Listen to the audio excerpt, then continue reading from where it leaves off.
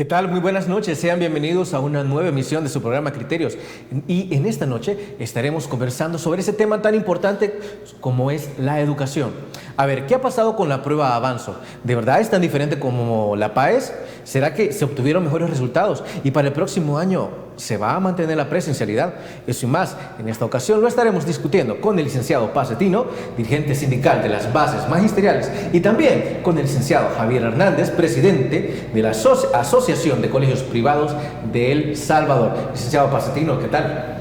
Buenas noches, Fernando. Un gusto estar con usted nuevamente y estamos a la orden. Hasta luego. Licenciado Javier, ¿qué tal? Bienvenido. Muchas gracias, Fernando. Un saludo Paz Setino, por supuesto, a todos nuestros televidentes. Y es un placer nuevamente estar acá. Ya estamos muy seguidos por aquí, ¿verdad? No, claro, desde luego. Hace poco y aquí estamos de nuevo, por supuesto. Y qué bueno, cerrando el año escolar y cerrando el año calendario, importantes noticias para el pueblo salvadoreño. Lo importante es que nosotros siempre nos vamos actualizando en la educación y su importancia para nuestro país. A ver, comencemos con ese primer tema. En realidad, la prueba Avanzo ha sido tan diferente de la PAES y sobre todo en este tiempo de pandemia. ¿Se han obtenido mejores resultados o cuáles han sido las diferencias entre una y otra? Comenzamos con el licenciado Paz Setino. Bueno, nosotros como bases magisteriales y particularmente mi persona siempre ha expresado de que la prueba Avanzo está ajustada a los nuevos tiempos, especialmente a los tiempos donde fuimos afectados por la pandemia. Entonces, no se podía seguir con un instrumento como la PAES, no obstante que nosotros mismos habíamos dicho que la PAES era ya un instrumento fallido, desfasado, sí, nunca tuvo los propósitos, nunca cumplió los objetivos para tal cual fue diseñada la PAES. No era una herramienta para medir exactamente, la calidad de educación. Es que la PAES era un instrumento creado para diagnosticar dónde estaban las fallas del sistema como tal y hacer intervenciones oportunas. Eso nunca lo cumplió la PAES, se volvió como un instrumento donde ponía a competir las instituciones, especialmente las instituciones privadas y últimamente una competencia entre instituciones públicas. Entonces, al llegar la nueva administración y por consiguiente la pandemia, la PAES no era posible aplicarla en estos tiempos. Se diseñó entonces la prueba Avanzo. La prueba Avanzo está diseñada para esta nueva realidad que le toca vivir al sistema educativo salvadoreño. Es una prueba en línea, tal cual los estudiantes estaban recibiendo en su mayoría su proceso educativo en línea, ¿ya? Con todos los altibajos, con todos los problemas que hayan habido, pero esa era la forma de comunicarse que tenían. Entonces, la prueba está ajustada a esa realidad. Ahora, la credibilidad de la prueba, la objetividad de la prueba, eso es una cuestión que se discute, es discutible, pero que cada gobierno o cada ministro o ministra de educación ha estado aplicando un instrumento, eso es cierto. Si usted se fija, bueno, nosotros que tenemos mucho tiempo de darle seguimiento a esto, todos los ministros han estado hablando maravillas de sus instrumentos, ensalzando los resultados, poniéndolos hoy no es la excepción. Pero cuando un gobierno sucede al otro y hay nuevos funcionarios en el Ministerio de Educación, todo lo que estaba no servía. O sea, nosotros vamos en un ciclo vicioso como yo dije en otro medio, de ensayo-error, ensayo-error. Cada administración tiene su propia forma de hacer las cosas y ahí es donde se deriva un problema fundamental por el cual nosotros no avanzamos en el sistema educativo. A nosotros nos hace falta una política de Estado diseñada para darle educación a este pueblo, independientemente cuál sea el gobierno o la ideología del gobierno en turno. Correcto. Me dirijo ahora con el licenciado Javier Hernández. En su consideración, ¿piensa que la prueba Avanzo ha cumplido como tal con las expectativas y cómo le ha ido a los colegios privados? Porque según entiendo, la mayor calificación o el estudiante obtuvo 78 de 80 posibles. Bueno, hay que decir que todo sistema educativo tiene la obligación de medir su funcionamiento. Y el esquema culmen de la educación se encuentra en el centro educativo. y para cada nivel debe de existir un instrumento que pueda medir los productos educativos. Y en este sentido yo veo con mucho optimismo y mucha alegría el que se le dé fin a una prueba que ya había tenido suficientes, digamos, vencimientos, como la PAES y la misma PAESita, y que nace, por ejemplo, en la educación básica, la prueba Conociendo mis logros, que se hizo virtualmente y en algunos casos se hizo presencialmente. Y nace también la prueba Avanzo para bachillerato, que sustituye la PAES. Y también veo con buena noticia la incorporación de nuestro país a medirse internacionalmente con las pruebas de aprendizaje en la norma internacional. Sin embargo, como mi amigo Pacetino lo acaba de explicar, es discutible la prueba. Porque nosotros estamos en la parte, como colegios, en la parte que nos evalúan. Y el Ministerio de Educación está en la parte que es juez y es parte de la evaluación. Mire qué bonito, ¿verdad? Alguna desventaja hay ahí, pero así es. La prueba ha dado a conocer en Conociendo mis logros una alegría para el sistema en cuanto a que refleja buenos resultados en la prueba de educación básica. Así lo ha expresado el Ministerio de Educación. Y en bachillerato,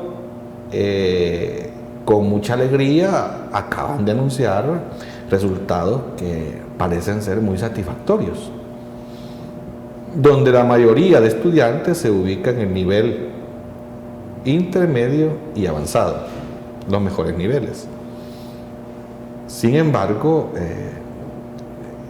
esa medición se hace sobre una base virtual, totalmente. Clases virtuales, evaluación virtual. Y esta prueba da como resultados los mejores, digamos, promedios obtenidos para un estudiante del Liceo Cristiano Reverendo Juan Bueno San Benito, por acá cerca. Y el otro resultado mejor es para el estudiante del Colegio León Sigüenza de Cojutepec. Y el otro mejor resultado es para el Liceo Francés de Santa Tecla. O sea, algo centrado, ¿verdad?, geográficamente los resultados. Y anteriormente pues veíamos resultados hasta de la Unión, ¿se recuerda usted? Que los mejores promedios estaban, en alguna ocasión vimos hasta de Santa Rosa de Lima, una calificación de las mejores. Esto que es diferente, el comportamiento midiéndolo desde el 2020 al 2021, porque 2020 tuvimos edición Avanzo también. Pero si medimos de un año para el otro, el que un año estemos mejor calificados que el año anterior, debe de tenerse a la base la respuesta de por qué es que tenemos mejores resultados. Digo, porque si usted tiene un proceso y que las condiciones se mantienen y que los resultados son mejores, entonces no hay cómo explicar que haya resultados mejores con los mismos procesos y las mismas condiciones. Entonces, ¿podemos estar hablando de algún proceso sesgado por ahí? Pues no. Yo nada más analizo el hecho de que, en primer lugar, para tener mejores resultados hay que tener mejores procesos, y para tener, objetivamente, ¿verdad?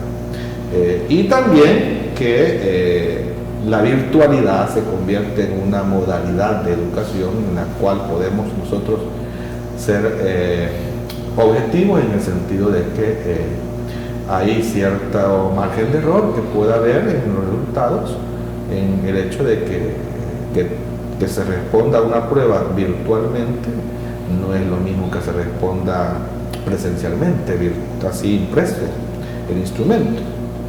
Y por otro lado, Lo que debe de garantizarse cuando se mide un sistema educativo por niveles es que en el nivel que está evaluando o midiendo deba asegurarse de que lo que está evaluando es lo que se ha impartido. O sea, usted no lo pueden evaluar sobre contenidos aritméticos si eso no usted lo ha recibido como estudiante. Claro. Entonces, la garantía de que el sistema pueda plantearse como un sistema, digamos, de buenas calificaciones está en que se evalúe primero, se garantice que lo que se esté evaluando es lo que se ha impartido. Pero esa es una parte de la metodología del sistema, digamos, de educación. Y después pues vienen otros esquemas que se pueden, digamos, discutir, como el instrumento, como la metodología, como la técnica, el recurso, etc. Pero eso será otro momento en el que podamos tener a la vista más información, porque lo único que usted tiene, Fernando, y lo que Pacetino tiene y lo que yo tengo son las conferencias de prensa que hemos visto y lo que se ha publicado en los medios de comunicación y los medios oficiales del Ministerio de Educación. Claro, pero no somos parte integrante de ninguna comisión o de alguna, digamos, espacio de participación institucional del Ministerio de Educación. Eso tenemos que dejarlo claro con nuestros televidentes. Nosotros somos parte evaluadora, no de la evaluación. Quisiera entrar como en un pequeño debate sobre algo que se dice frecuentemente. Es que en El Salvador todavía necesitamos seguir evaluando a nuestros estudiantes conforme a una nota, conforme a un número, o esto debe cambiar. ¿Qué tal si lo analizamos luego de la pausa comercial? Ya volvemos.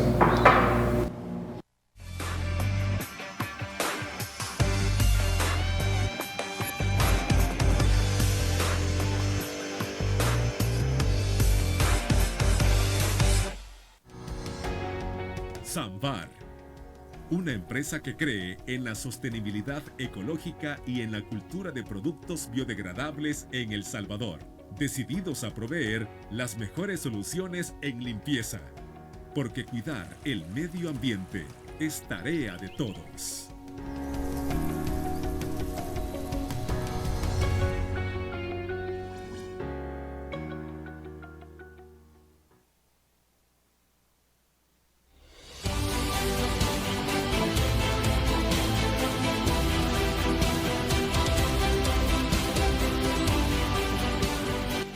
Nuestro compromiso, nuestra pasión, son algunas de las cosas que nos caracterizan como salvadoreños.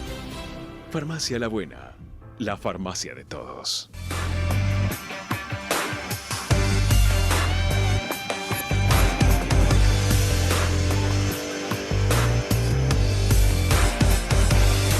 Continuamos dialogando sobre ese tema tan importante como es la educación. Para este bloque nosotros planteamos sobre eso que tanto menciona la sociedad, que entramos en un debate entre si en El Salvador se debe seguir evaluando a nuestros estudiantes conforme a una nota, conforme a un número para desarrollar más la educación, o será que esto debe cambiar, debe mantenerse. Primero lo conversamos con el licenciado Pacetino. Nosotros lo hemos reiterado muchas oportunidades este tema. Nosotros tenemos un serio problema con el sistema de evaluación que estamos aplicando a los estudiantes, desde los niveles mínimos hasta los máximos. Hay un serio problema. Nosotros los maestros somos, si se quiere decir así, en buena lid, casi hasta obligados a promover estudiantes. ¿De acuerdo? ¿El Estado los obliga? El Ministerio de Educación, todas las normativas están diseñadas para que los estudiantes, para promover estudiantes. En ese sentido, si un estudiante no alcanzó el porcentaje requerido, hay que diseñarle una cantidad de pruebas de refuerzo hasta que logre la meta. Eso no implica que logre el aprendizaje necesario, pero tiene que pasar. Y al final, cuando ya llega al nivel medio, se enfrenta a estos instrumentos rigurosos como la PAES. La PAES era mucho más un instrumento muy riguroso. Avanzo es un poco, diríamos, más flexible. Entonces el estudiante al final llega a un punto donde, como decimos, se estrella, ¿verdad? Hasta ahí llegó. Nosotros siempre hemos dicho de que el Ministerio de Educación debe analizar, debe reformar el sistema de evaluación que tenemos, si en realidad queremos ir en ese esquema, diría yo, tradicional. Porque ahora también hay que ponerle atención a esto, Fernando. No sé si vamos a coincidir con esto en el caso también de Javier. Adelante. Es que nosotros hemos venido bajo un esquema de educación bancaria donde lo importante es que usted almacenara la mayor cantidad de conocimiento memorísticamente. ¿De acuerdo? Y ese fue ese esquema. Y eso se mantiene. No, a nosotros nos empezaron a sacar de ese esquema. Que esa educación bancaria pues no había que continuarla, sino que deberíamos priorizar los esfuerzos porque el estudiante aprenda a encontrar el conocimiento. Porque ahora encontrar el conocimiento es tan fácil, es tan sencillo. Y mucho conocimiento que no es del interés de uno, tiende a caer a esa curva del olvido y uno tiene que estar reforzándose constantemente. Entonces, en la nueva época, en el nuevo mundo para el cual vamos, donde el conocimiento está a flor de piel, entonces será necesario que sigamos diseñando instrumentos con esa rigurosidad, donde la parte memorística es la determinante. Parece que no. Hay que hacer todo un debate al respecto. Hay que enseñarle al estudiante esas habilidades, cómo encontrar el conocimiento, sí, debe tenerlas. Y el estudiante debe tener una cantidad de conocimiento, de cultura general, de manejarla perfectamente, sí, es necesario. Entonces, esa es una de las reformas que se necesita abordar lo más luego posible. El sistema de evaluación en todos los niveles, porque cuando a uno le dicen, a un profesor de primero o segundo grado le dicen, todos los alumnos deben ser promovidos, y un niño que no pueda leer, que no alcanzó las capacidades para leer, ahí puede iniciar todo un fracaso. Si usted lo va promoviendo, al llegar a un determinado grado, el alumno puede tomar la decisión de retirarse del sistema. Porque se va a sentir frustrado, ¿no? Se va a sentir frustrado. Entonces, este sistema de evaluación hay que revisarlo desde los niveles tempranos hasta el bachillerato tal cual estamos ahorita con la prueba avanzo. Licenciado, considerando que se menciona que el sistema de evaluación básicamente es el mismo, podemos establecer que lo único que cambia es el nombre y la cantidad de ítems. Sí, es que tiene que ver con el enfoque que cada funcionario ve esta situación. En definitiva, desde que se crearon, ¿se acuerdan de cuando nosotros éramos, al menos cuando yo era estudiante, lo que existían eran los privados? Creo que Javier también viene de esa. No, ya no. Ese es más joven. Eran los privados. Eran verdaderas torturas. Si a uno le daban meses para que se fuera a preparar y enfrentarse a semejante tortura académica. Entonces siempre han habido esos coladores de salida, decimos nosotros. Se han venido flexibilizando. Lo más flexible que tenemos hoy por hoy es avanzo. Es lo más flexible. Si partimos de que incluso se puede hacer a distancia, se puede hacer en la casa. Y uno tiene certeza si está evaluando al estudiante, ¿verdad? O está evaluando al grupo familiar completo que le ayudó en su proceso. Porque como no hay forma de cómo controlarlo. Sí. Ahí depende de la conciencia de cada quien. Creo que ahí la conciencia no hay como la verdad. Y en estos casos donde hay que aprobar un grado, ese volado, cualquier cuestión ética falla. Entonces, pero es lo más flexible que tenemos hoy por hoy. Creo que las condiciones da para que hagamos un análisis, si en realidad nosotros debemos, hoy sí creo que es el momento de equilibrar las capacidades y las habilidades que debe tener el estudiante, todo estudiante, para encontrar el conocimiento en cualquier medio digital, por cualquier medio digital, y equilibrar con la parte de conocimiento de cultura general que debe manejar todo estudiante, todo salvadoreño. Interesante, licenciado. Ahora, licenciado Javier, algo que usted mencionaba que eres muy interesante, me llamó la atención, es por qué en la prueba Avanzo las 3 mejores notas salieron en San Salvador, bueno, en la misma región. Podemos establecer o mencionar que en los demás departamentos se ha descuidado. ¿Qué es lo que ha sucedido? No sabemos. Es información que debe de buscarse. Y es interesante conocer el comportamiento que ha tenido, digamos, el sistema educativo 2020-2021 para tener los resultados que tenemos ahora. Es importante aquí recalcar, Fernando, que la medición de un sistema tiene un objetivo. ¿Para qué se hace? ¿Sí? El objetivo es mejorar el sistema. Es como cuando usted va al médico, ¿para qué le toman el peso? La temperatura, la edad, esa combinación de datos, ¿para qué es? Bueno, es para establecer un diagnóstico que le pueda servir a usted para establecer un plan de salud, ¿verdad? Medicamentos, dietas, etc. Así es la educación. Si vamos a medir educación básica, eso debe de tener como punto de salida un plan de educación básica del sistema, y en educación media igual. Ahora bien, el que se figuren los mejores resultados acá en el sistema, digamos, metropolitano de San Salvador y central, y que no estén en la periferia o en el interior del país, tiene una variable de estudio.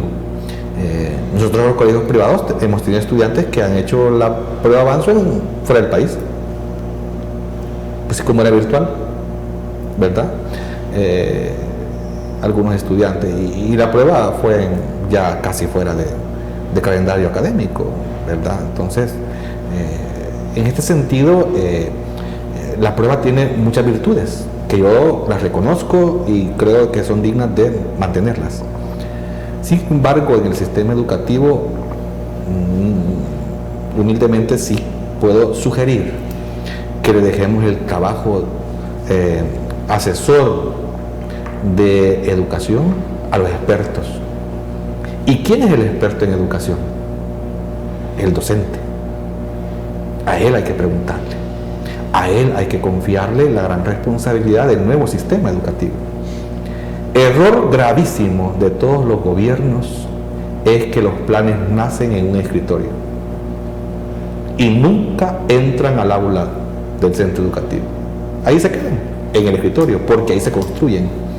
Porque se construyen sobre datos bibliográficos, se construyen sobre pensamientos de gente que ostenta puestos sin ser ni siquiera docente, y escribiendo sobre educación, y planeando sobre educación, y organizando la educación. Entonces ese es el gravísimo error que hemos tenido como sistema, y por eso adolecemos de un sistema educativo robusto. Error. Entonces hay que consultar a las bases magisteriales, a los docentes, a los líderes educativos, a los estudiantes, a los padres de familia. Creo que si eso pasa por ese, digamos, parte encuestativa, tendríamos un sistema de educación más asertivo, con una capacidad de desarrollo educativo y de país con mejores garantías de éxito que lo que tenemos ahorita, porque lo hemos tenido siempre. Creo yo que por ahí andaría la solución a los grandes males que tenemos. Sí, desde luego, licenciado. Quiero que ahora afrontemos el tema de la deserción escolar. ¿Cómo vamos a superar eso para el año 2022? Eso luego de la pausa comercial. Ya volvemos.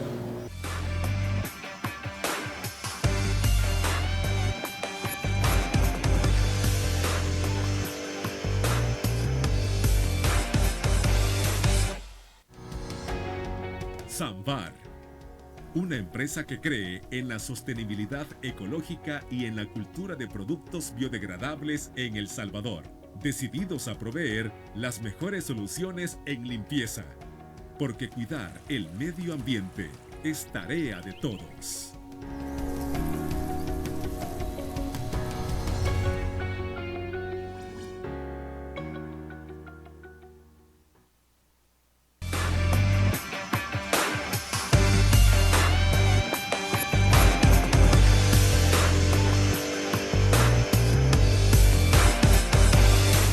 Es evidente que uno de los problemas más grandes en materia de educación, tanto en 2020 como en 2021 y desde luego a raíz de la pandemia, ha sido la deserción escolar. ¿Será que se puede reducir para el año 2022? ¿Qué van a hacer las autoridades correspondientes? Comenzamos con el licenciado Javier Hernández. Bueno, este es un tema recurrente en todas las entrevistas. La deserción escolar es un tema preocupante. El sistema educativo que experimenta una deserción alta tiene problemas futuros de desempeño. Eso está claro.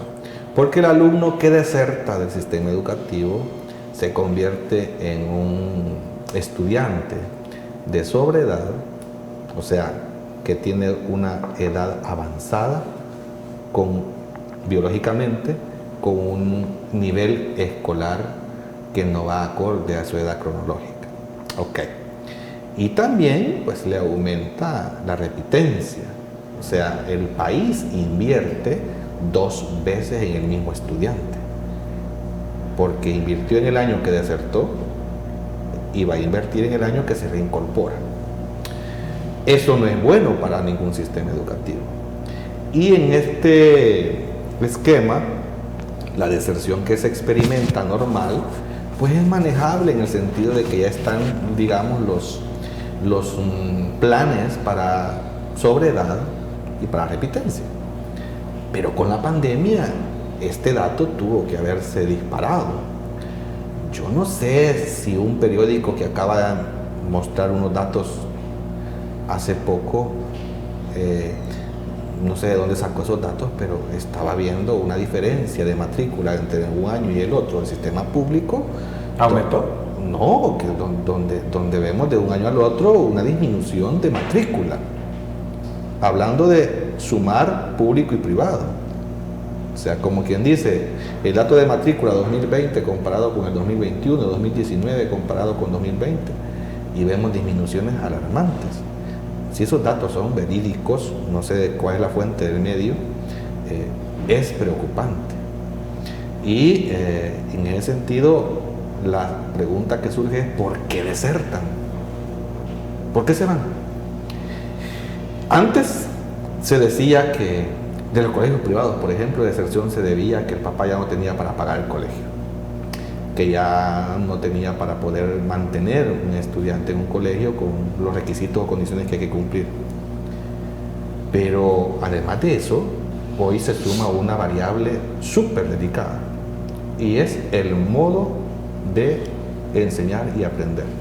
La modalidad, pues, esto que le llaman semipresencial, es un motivo muy recurrente de por qué el estudiante abandona el aula, de por qué el padre de familia decide no incorporar a su hijo o su hija al sistema educativo. Y es que hay cierta razón en ese juicio, porque en el tema este de la semipresencialidad, el incluir la virtualidad en disciplinas o en edades, en grupos etarios, que la virtualidad no les queda, es una camisa que no les queda, que no es viable, pues. Y es que la virtualidad tiene razones que funcionan muy bien para no trabajarla. ¿Y qué se hace con un niño, por ejemplo, que se duerme y de repente la clase ya pasó y no se conectó? ¿Y qué hace un niño o una niña que no puede encender el dispositivo y tiene que tener a alguien que le ayude y no está esa persona que le puede ayudar para atenderlo y la mamá y papá no trabajan? O hablamos que también se pueden conectar, pero recordemos que en la casa hay más distractores. Pues sí, ¿y qué hace también? Exactamente. ¿Y qué hace cuando está en clases conectado pero pasa el vendedor de papa, verdad? Papa, la papa, la papa, la papa, y el distractor. ¿Y qué pasa cuando la conectividad te falla? Y se viene y se va. Y se queda dando vueltas y carga la videollamada y no te conectas. ¿Y qué pasa cuando el dispositivo se lo llevó el papá porque es el único que tiene en la casa, el teléfono celular, y se queda sin nada el niño en la casa? ¿Y qué pasa entonces cuando el estudiante no tiene la motivación para conectarse porque no le va ese tipo de aprendizaje? Entonces la modalidad semipresencial se vuelve un componente muy justificativo para abandonar el ciclo escolar.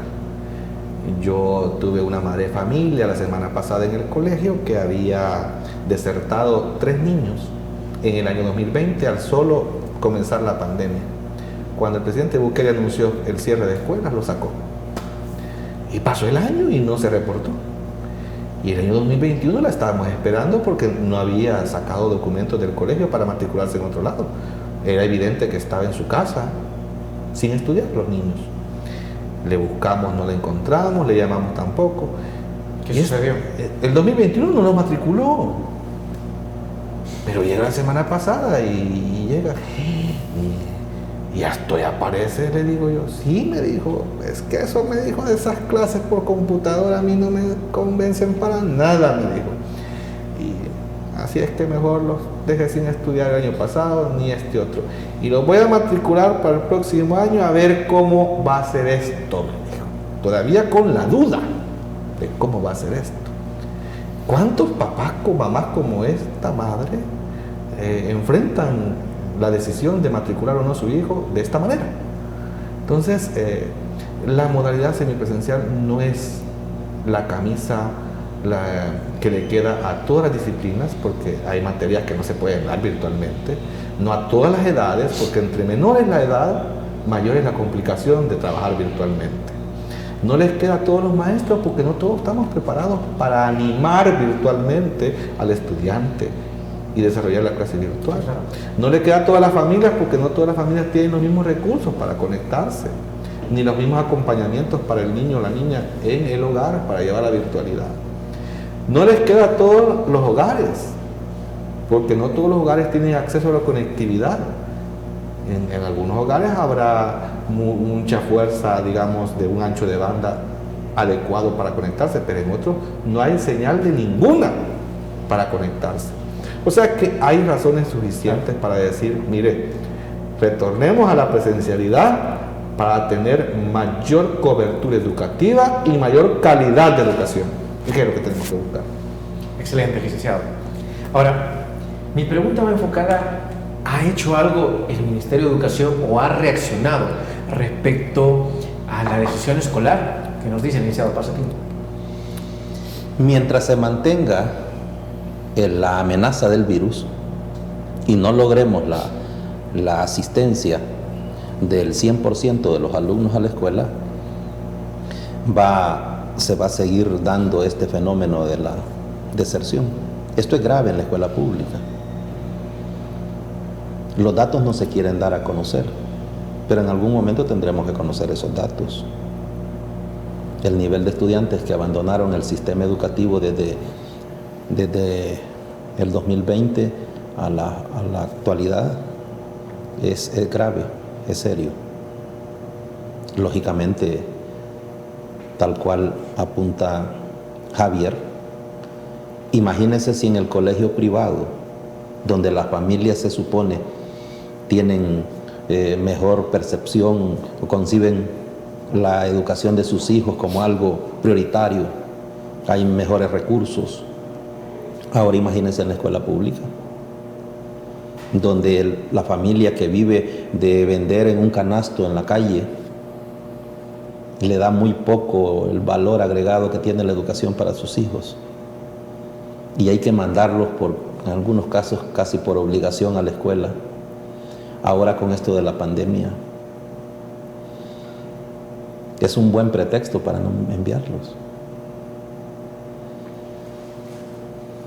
En hogares donde lo que existe es un teléfono y por ese teléfono hay que mandar todas las tareas y hay 3 alumnos, ese teléfono se lo lleva el padre o la madre de familia y es esta que regresa de su faena que empieza a querer enviar las tareas.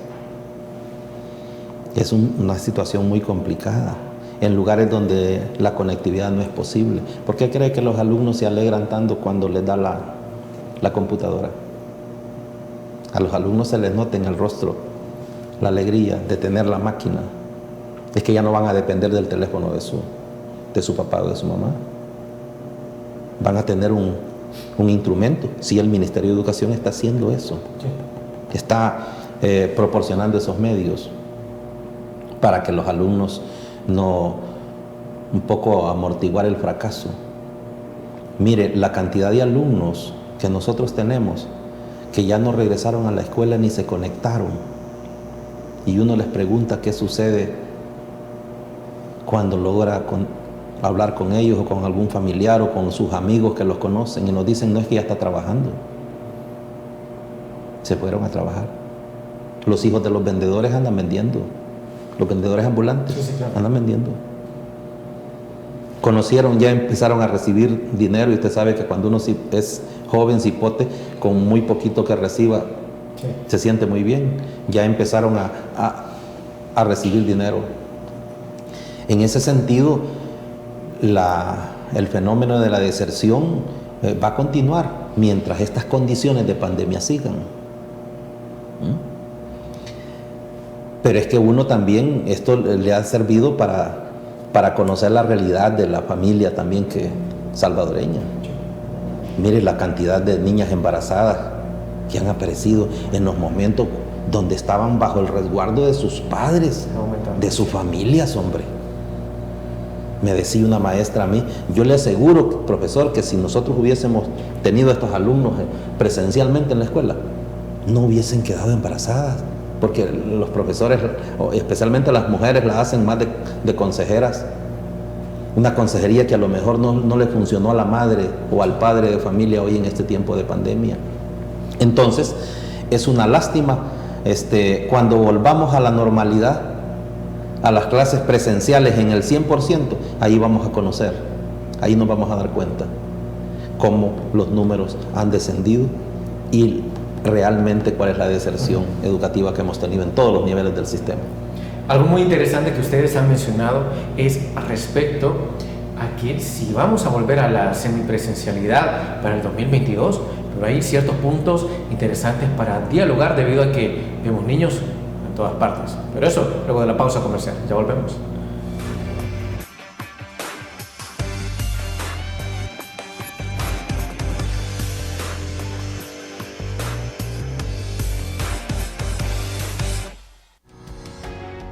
Samvar, una empresa que cree en la sostenibilidad ecológica y en la cultura de productos biodegradables en El Salvador, decididos a proveer las mejores soluciones en limpieza, porque cuidar el medio ambiente es tarea de todos.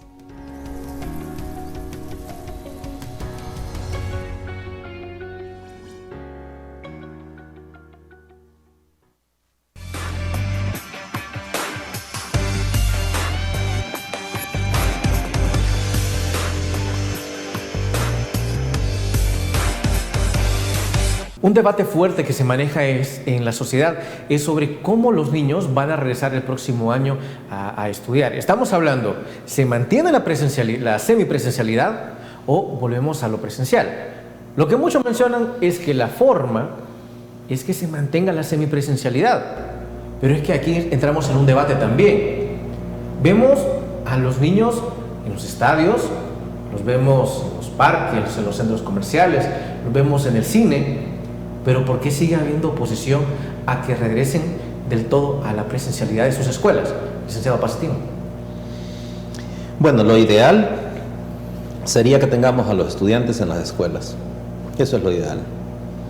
Es que la experiencia que puede transmitir un maestro, el nivel de confianza que los alumnos generan alrededor de un profesor o de una profesora, de sus compañeros mismos, ese nivel de interacción no lo va a lograr jamás en un aparato. Ese nivel de aprendizaje de la interacción no se logra en los dispositivos. Lo ideal sería entonces que todos regresaran a las escuelas, a la presencialidad en el 100%. Pero así como se ve en las noticias, mire, esta nueva cepa avanza cada día que pasa. Bueno, ayer se decía que en el país ya pueden haber algunos casos. Si eso es así, lo más seguro es que el Ministerio de Educación va a seguir con la misma modalidad.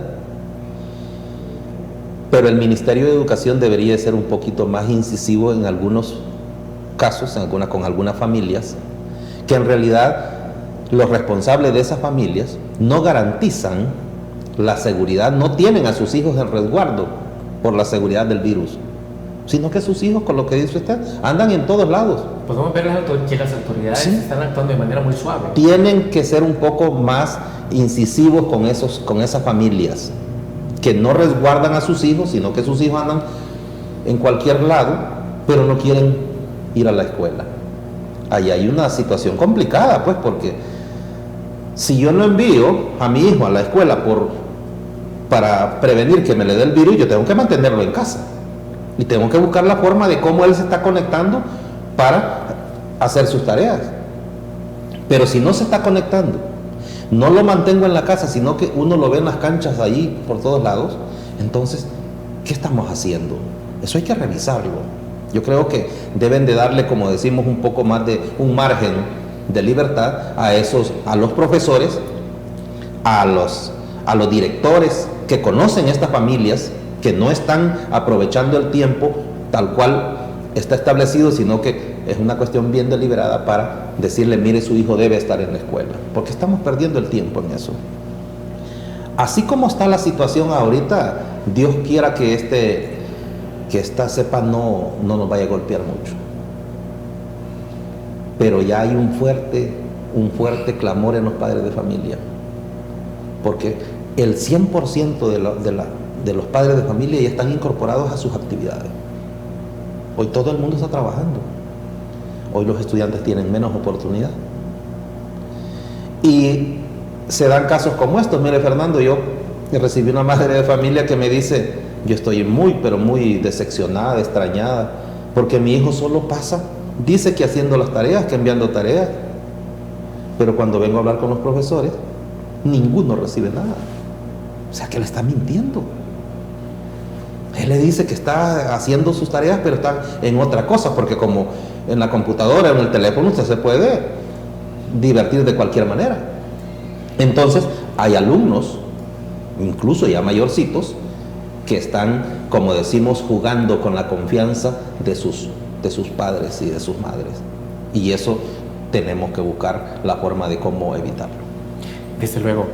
Ahora, la siguiente pregunta se lo quiero hacer a usted, licenciado Javier, sobre cómo van a seguir sobreviviendo los colegios privados, dado que sigue habiendo deserción y dado que se siguen cerrando algunos colegios. Pero eso, luego de la pausa comercial. Ya volvemos.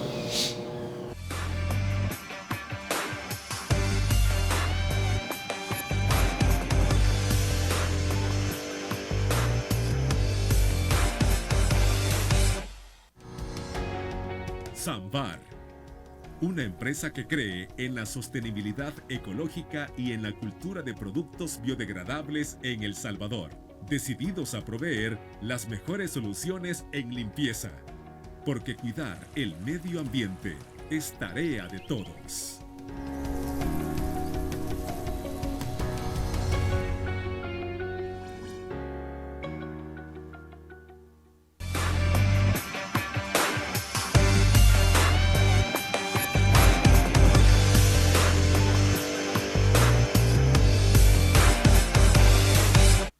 ¿Se seguirán cerrando más y más colegios privados?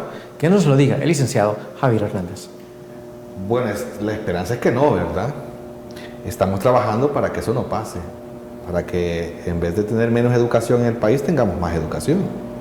Y pasa porque hayan oportunidades para que emprendimientos de educación formal puedan establecerse en el país. Y que los actuales colegios ya funcionando, activos, pues puedan tener el apoyo del Estado para poder sobrevivir a esta inclemencia financiera que tenemos. Es la esperanza. Es como un dato, digamos, proyectado que nosotros dimos el año pasado de que iban a ser 100 colegios que se iban a cerrar para este año 2021. Y lo que encontramos es que eran 112 inactivos en este año 2021. En octubre de 2021 hemos monitoreado y hay una proyección de unos 8 por cada 100 colegios que han proyectado tener dificultades para abrir el 2022. Esperamos que no se cumpla esa proyección y que sea mínimo el número de colegios a inoperar el próximo año. Ahora bien, este tema no es fácil, ¿verdad? Porque pasa por varias, digamos, aristas, y una de ellas es el financiamiento y el estado de vulnerabilidad económica que tenemos como colegios privados, en el sentido que los precios no los manejamos nosotros, sino que los maneja el padre de familia, con la ley que le permite a los colegios privados aumentar o no aumentar. Este es realmente el momento oportuno para que podamos tener colegios, digamos, más robustos financieramente, de acuerdo al apoyo que el Estado pueda darle. Caballeros, lamentablemente se nos ha terminado el tiempo para un tema de gran relevancia, de gran importancia, pero sé que el próximo año habrá mucho, pero mucho más de qué hablar, así como ahora lo hay. Licenciado Pasatino, un placer tenerlo por acá. No, muchas gracias, estamos a la orden, Fernando, y buen año para sus televidentes. Gracias, licenciado Javier Hernández, encantado. Gracias, Fernando, siempre es un placer estar en Criterios, y por supuesto un saludo a nuestra comunidad educativa y un abrazo, y el deseo pues que un 2022 sea mucho mejor que el 2021 y 2020 de como lo estamos lamentando. Desde luego, y desde ya un feliz año para ustedes también, caballeros. Igualmente. Y a ustedes, amigos televidentes, muchísimas gracias por habernos sintonizado. Y recuerden que en materia de educación, el criterio más importante siempre lo tiene usted. Que descanse.